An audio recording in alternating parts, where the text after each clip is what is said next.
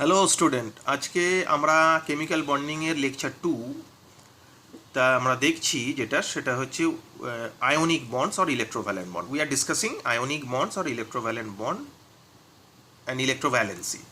এই related detail discussion আমরা দেখব। ওকে, আগের ভিডিওতে আমরা ইন্ট্রোডাক্টরি কনসেপ্ট অফ বন্ডিং পড়েছিলাম, তার কন্টিনিউশন চলছে। যারা আগের ভিডিওটা দেখোনি তারা আগের ভিডিওটা দেখে নেবে। So, what are the points generally formed between metal and non-metal? Electrovalent bond are formed generally involvement of two elements. One is metal, another is non-metal. Because basically, in case of ionic bonds, the combining elements definitely have a greater electronegativity difference. So, metal electropositive, whereas non-metal generally electronegative. They are combined to form electrovalent compound. Second, complete transfer of electrons. Electron complete transfer হয় for achieving inert gas configuration. এই এক্সাম্পলটা আমরা আগের ভিডিওতে দেখেছিলাম। Sodium একটা electron release করে it will produce Na plus ion, আর chlorine একটা ইলেকট্রন অ্যাকসেপ্ট করে Cl মাইনাস আয়ন করেছে, অ্যান্ড বাই Na প্লাস আর Cl মাইনাস আয়ন NaCl তৈরি হচ্ছে। NaCl এর মধ্যে বন্ডিংটা যে বন্ডিংটা থাকে বেসিক্যালি সেটাকে কনসেপচুয়ালি বলা হয় যে inter ionic forces of attraction. Okay,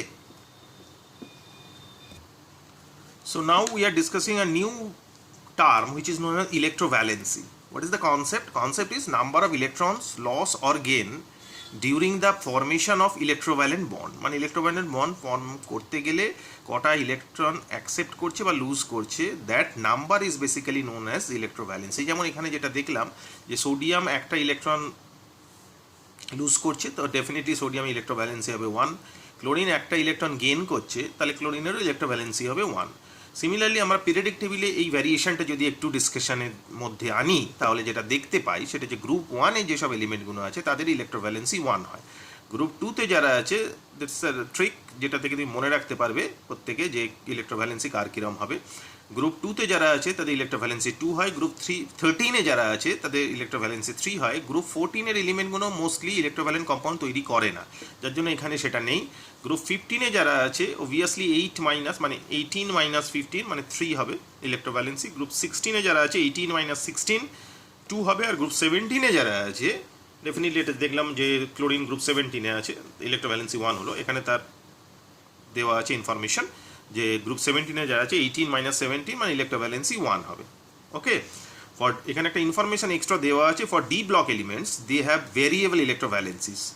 D block elements যারা আছে মানে ট্রানজিশনাল এলিমেন্ট যারা আছে তারা ইলেকট্রোভ্যালেন্ট কম্পাউন্ড তৈরি করেও এবং তাদের ইলেকট্রোভ্যালেন্সি ভেরিয়েবল হয়। যেমন আমরা এক্সাম্পল দেখছি, কপারের ইলেকট্রোভ্যালেন্সি 1 এবং 2 হয়। যখন 1 হয় কপারের, দ্যাট ইজ কিউব প্লাস। যখন কপার ইলেকট্রোভ্যালেন্সি 2 হয়, that is cube prick. Similarly আমরা আয়রনেরও জানি, আয়রনের +2 +3 হয়। আয়রন +2 হলে ফেরাস হয়, +3 হলে ফেরিক হয়। So D block elements show variable electrovalencies. Okay, now the concept of lattice energy. Lattice energy মানে কি? What is the definition? When 1 mole of ionic compound is formed from gaseous cation and gaseous anion, তার মধ্যে থেকে যে এনার্জিটা release করবে after the formation of 1 mole of ionic compound by the combination of cation and anions, that energy is basically known as lattice energy. Okay, যেমন এখানে একটা দেখানো হচ্ছে M plus মানে 1 mole M plus and 1 mole X minus combine করে 1 mole mx solid তৈরি করছে এবং তার ফলে যে এনার্জিটা রিলিজ করছে that energy is known as lattice energy. এবং ল্যাটিস এনার্জি কীভাবে ক্যালকুলেট করতে হয়, কী ব্যাপার, সেটা ডিটেল আমরা পরে জানবো। আপাতত this is the concept of lattice energy. Okay, এবার আমরা আসছি what are the characteristics of ionic compounds. Ionic কম্পাউন্ডসের বৈশিষ্ট্যগুলো কী কী, জেনারেলি ভালো করে দেখবে, নিজেও বুঝতে পারবে। Generally they are high melting and high boiling, মানে having higher melting point and boiling point. They conduct heat and electricity. Ionic bonds are non directional in nature. পরে আমরা জানবো নন ডাইরেকশনাল ব্যাপারটা কী, কারণ এখানে অ্যাকচুয়ালি কী হয় একটা কনসেপ্ট দিয়ে রাখছি যে আয়নিক কম্পাউন্ডের মধ্যে যেমন NaCl এর মধ্যে Na plus Cl minus Cl minus Na plus Cl minus এইভাবে র্যান্ডামলি আছে। তার মানে একটা Na প্লাসকে সব দিক থেকে Cl মাইনাস টানছে, আবার আরেকটা Cl মাইনাসকে সব দিকে Na প্লাস টানছে। এইভাবে তার মানে তার ওভারঅল রেজাল্টেন্ট কিছু থাকছে না, সেই জন্য তার কোনো পার্টিকুলার ডাইরেকশন থাকছে না। That's why it is known as ionic bonds are non directional in nature. Okay, generally they are solid solid মানে ক্রিস্টালাইন সলিড হয়, কেলাস আকার কঠিন, হার্ড অ্যান্ড ব্রিটল হয়, ব্রিটল মানে ভঙ্গুর।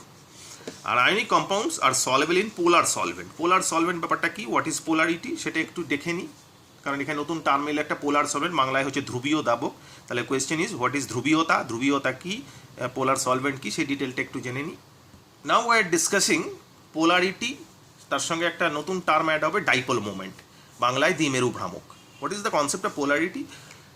পোলার molecules form due to the electronegativity difference, মানে কোনো একটা ইলেকট্রোপজিটিভ এলিমেন্ট, যেটা একটু আগেই আমি বলেছিলাম, কোনো একটা ইলেকট্রোনেগেটিভ এলিমেন্ট পাশাপাশি থাকলে তাদের মধ্যে strong electrostatic forces of attraction তৈরি হয়, যার ফলে এই ইলেকট্রোনেগেটিভ এলিমেন্টে ইলেকট্রনগুলোকে নিজের দিকে টানছে, যার ফলে মাথায় একটা ডেল্টা নেগেটিভ চার্জ ডেভেলপ করছে, আর এই ইলেকট্রনগুলো এদিক থেকে অ্যাট্রাকশন ফিল করছে বলে এর মাথায় একটা ডেল্টা পজিটিভ চার্জ, ডেল্টা মানে কম, ডেভেলপ করছে। এই ঘটনাটাকে বলা হয় পোলারিটি। কিন্তু যদি হোমোনিউক্লিয়ার মলিকুল হয়, মানে একই ধরনের অ্যাটম দুটো থাকে, ডেফিনেটলি তাদের মধ্যে এরকম ধরনের কনসেপ্ট ডেভেলপ করবে না। So that's why those type of molecule are non polar, where this type of molecule are polar, ধ্রুবীয় অধ্রুবীয়। ঠিক আছে, কি বলেছে এখানে? But in case of BF3, although there is electronegativity difference, but BF3 is non-polar। কেন? আপনি তো বললেন যে ইলেকট্রোনেগেটিভ ডিফারেন্স থাকলে সে পোলার হবে, তাহলে এরকম কেন ঘটনা ঘটছে? What is the inner explanation? ভেতরের ব্যাখ্যাটা কি? হোয়াই? আনসার হচ্ছে এইরকম। তো স্ট্রাকচার দেখতে হবে, স্ট্রাকচারে কীরকম, কেন এরকম স্ট্রাকচার আসছে সেগুলো আমরা পরে ডিসকাশন করব, পুরো ডিটেল জানবো কেন স্ট্রাকচার এরকম ডেভেলপ করছে। তো বোরন ট্রাইফ্লোরাইডের স্ট্রাকচার হচ্ছে ট্রায়াঙ্গুলার, তারপর তিনটে ফ্লোরিন, তিন দিকে আছে 180 ডিগ্রি অ্যাঙ্গেলে, মাঝখানে বোরন আছে। এখন ঘটনা যেটা হয় সেটা হচ্ছে fluorine is the electronegative element, ইলেকট্রনগুলোকে নিজের দিকে টানছে, যেই সিম্বলটাকে আমরা ভেক্টর দিয়ে বোঝাচ্ছি এইভাবে। তাহলে এই তিন দিকে তিনটে যদি টানে, অবভিয়াসলি এর রেজাল্ট্যান্ট ভেক্টরটা কী হবে? অবভিয়াসলি জিরো হবে। That resultant vector is basically known as dipole movement, symbolic representation হচ্ছে mu. So mu definitely zero. So যেসব এলিমেন্টের মানে মলিকুলের মধ্যে ডাইপোল মুভমেন্টের ভ্যালু জিরো হয়, those molecules are non polar.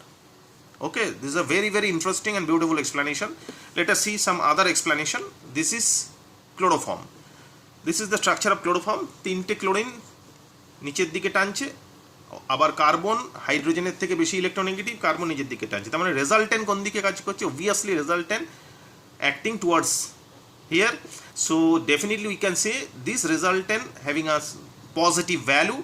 So since the dipole moment having some positive value, definitely this compound is polar, but this molecule is polar. In case of carbon tetrachloride CCl4, চারটে chlorine চারদিকে আছে, definitely resultant, that is the dipole moment value is 0, so definitely it is non-polar. Again we have another very interesting, N2O and CO2, both are linear, but one is polar, another is non-polar. N2O is polar but CO2 is non-polar. But how? This is the structure of N2O. So nitrogen in the positive oxidation state, so naturally nitrogen নিজের দিকে টানছে to from oxygen to এটা, আবার এটা যেহেতু positive charge সেই জন্য অক্সিজেনটা এদিকে টানছে, তাহলে ওভারঅল রেজাল্টেন্টটা কোন দিকে কাজ করছে? অবভিয়াসলি এদিকে কাজ করছে। So resultant having some positive value, so definitely N2O is polar. But in case of CO2, oxygen is more electronegative than carbon, দুটো অক্সিজেন দুদিকে টানছে, resultant zero, it's a non polar. Okay, this is a very beautiful explanation. ভালো করে দেখবে, ভালো করে বুঝবে।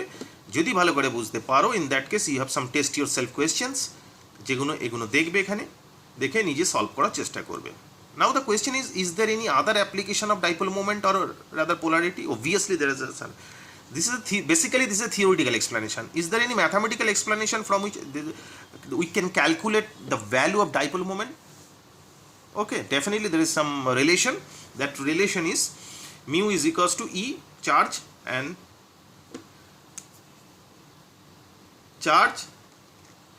dv the distance. Charge ke electronic charge is 4.8 into 10 to the minus 10 ESU, আর distance 10 to the power minus 8 centimetre, দুটোকে combine করলে 4.8 into 10 to the power minus 18 centimetre.